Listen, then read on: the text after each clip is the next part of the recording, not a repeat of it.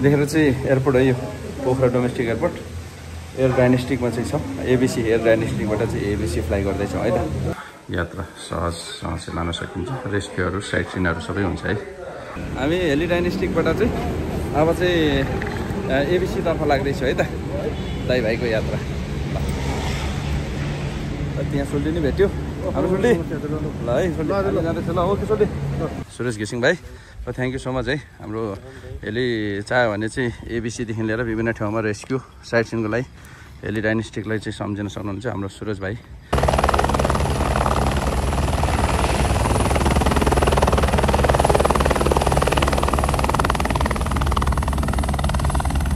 air डाइनेस्टिकको हाम्रो दिप्सन भाइले पुरै दिइराखेको छ आमा यो फ्युल हो है ल हेर्नुहोस् अब चाहिँ निस्किन लाग्यो सामान लोड हुँदैछ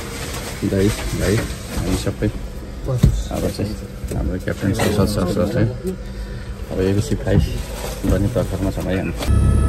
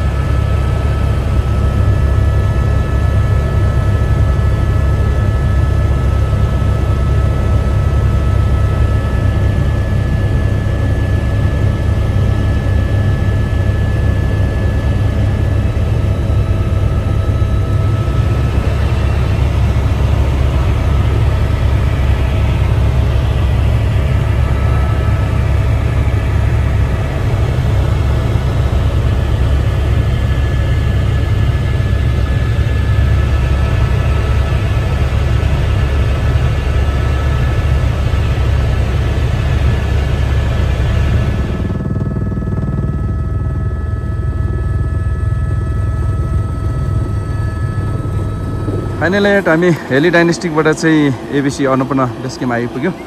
र हाम्रो भाइरा चाहिँ यहाँ अन्नपूर्ण सेन्चुरीको चाहिँ हाम्रो आले भाइ सेरे भाइ छ सबै ल अन्नपूर्ण बेस क्याम्प चाहिँ यो एकदमै यो खालको चाहिँ इन्भाइरोमेन्ट छ हाम्रो लभ दाजु कस्तो लागिरहेको छ दाइ एकदम वन्डरफुल हेभेनमै पुगे जस्तो ल यता हेली सिमरेक छ माछापुर्छे भइहाल्यो ल हेर्नुहोस् है अन्नपूर्ण बेस क्याम्प चाहिँ वान अफ द बेस्ट चाहिँ यो घुम्नको लागि राम्रो डेस्टिनेसन हो एकदम बबाल छ तपाईँहरू पनि घुम्न आउनु हुँदाखेरि तपाईँहरू हिँडेर आउन सक्नुहुनेछ र हेलीमा नै तपाईँहरू चाहिँ आउन सक्नुहुनेछ तपाईँहरू घुम्नको लागि अन्नपूर्ण बेस क्याम्प आउनु होला हामी त घुमिसक्यो तपाईँहरू पनि घुम्न आउनु होला है त Annapurna century lodge and restaurant हाम्रो जेबी दाइको र यता तपाईँको होटलहरू प्रशस्त रूपमा छौँ है हेर्नुहोस् यहाँ अन्नपूर्ण बेस क्याम्प लागेको हामी फाइनली अन्नपूर्ण बेस क्याम्प चाहिँ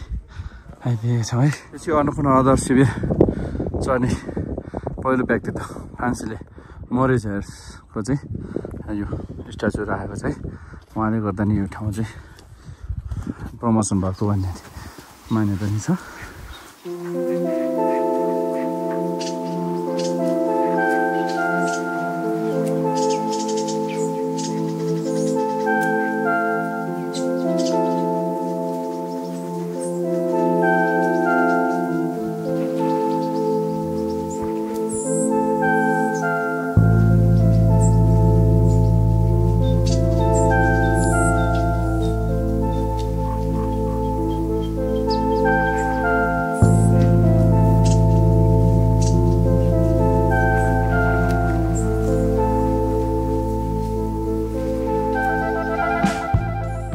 यहाँ पुरै ताल है